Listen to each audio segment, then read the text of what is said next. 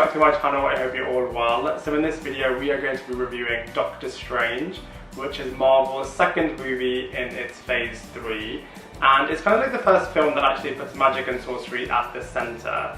And I feel like it's a great film for serving as a blueprint of how to do a superhero film right, because it's got compelling storytelling, excellent visuals, flawed characters, relentless villains, and amazing superpowers. And the other really good thing is that it fitted in the wider MCU kind of wider narrative, but was still a great standalone film in and of itself. So, you know, the really good thing about MCU movies is that they kind of have their own little identity, but still are part of the bigger world. So, you know, you kind of have magic and sorcery in Doctor Strange, you kind of have teenage adventures in Spider-Man, you have Asgardian gods in Thor, and you have kind of like science in the Hulk. So kind of all of these movies in the MCU work really, really well together, and obviously Doctor Strange is no exception.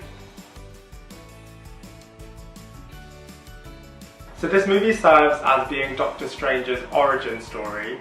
So you're introduced to the character of Stephen Strange, who you're not really a fan of because he's really wealthy, he's really arrogant, and he's a neurosurgeon that's just really full of himself.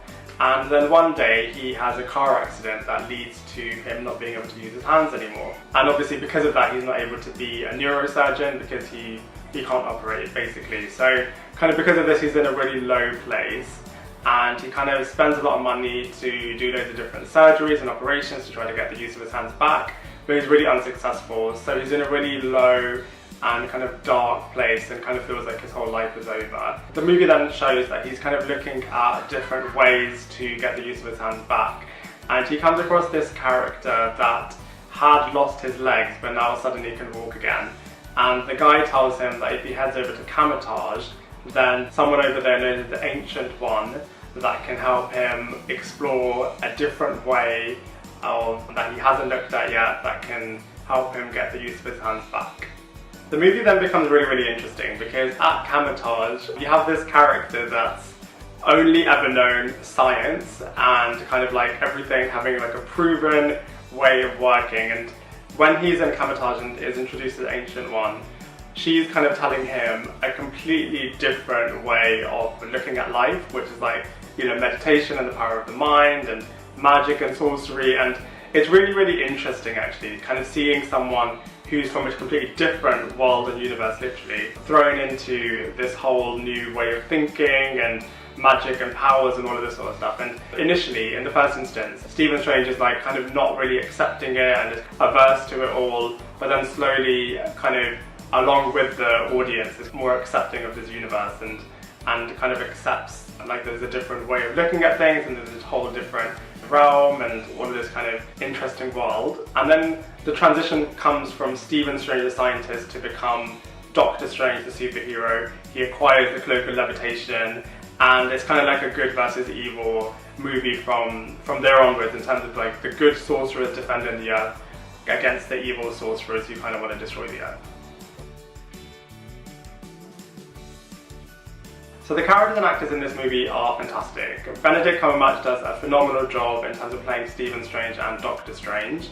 So his character arc as well in particular is one that you kind of really go through and you're kind of with his character the whole time, from, you know, being a character that you don't really like to someone who you really, really feel sorry for, to somebody who's feeling really overwhelmed by this whole, you know, magic and sorcery and, you know, new way of life thinking, to somebody who ultimately becomes a superhero. So, you know, his portrayal of his character and his acting is just phenomenal.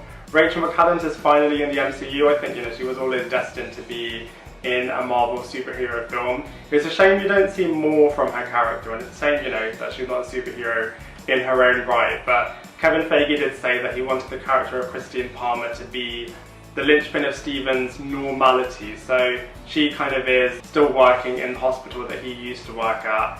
So she's kind of like the linchpin of his normal life and brings normality to this whole magic and sorcery world.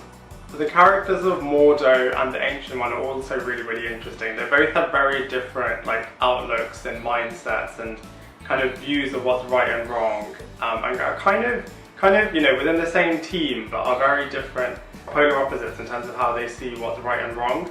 And it's really interesting in terms of the relationship with Doctor Strange with that as well, because you can kind of see it from both sides. And you know, that whole world and space of the good characters is just really, really interesting. So they're really, really good in terms of kind of acting as mentors and introducing Stephen Strange to this whole new world.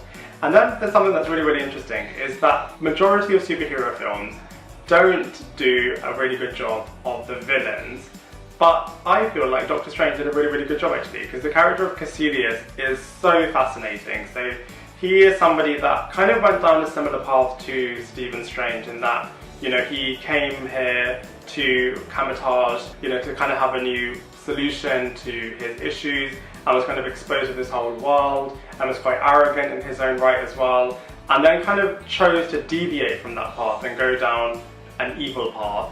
So it's really, really interesting in terms of him being a villain, because he's really relentless. You can totally understand where he's coming from and, you know, why he's doing what he's doing. He's obviously been a bit brainwashed, but, you know, as a villain and as a character, he's just phenomenal. So I actually think that the whole Doctor Strange film did a really, really good job with the villain in particular.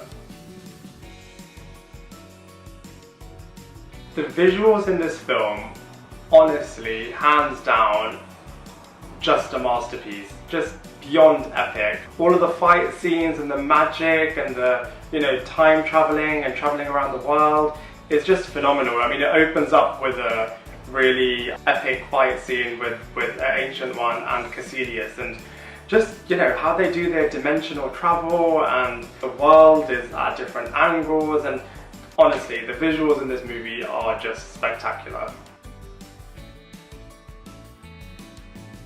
Overall, I really, really enjoyed Doctor Strange. It's one of my favourite MCU films and gets a solid 8 out of 10 from me. It's such an enjoyable movie. The visuals are great, the characters are great, the story is great, and, you know, even the mid-credit scenes and the post-credit scenes really set up future MCU films. So, you know, overall, this is a fantastic movie. And there you have it. Thank you very much everyone for watching my review of Doctor Strange. I'd love to hear what you think, so please let me know in the comment section below, and I look forward to seeing you in my next video.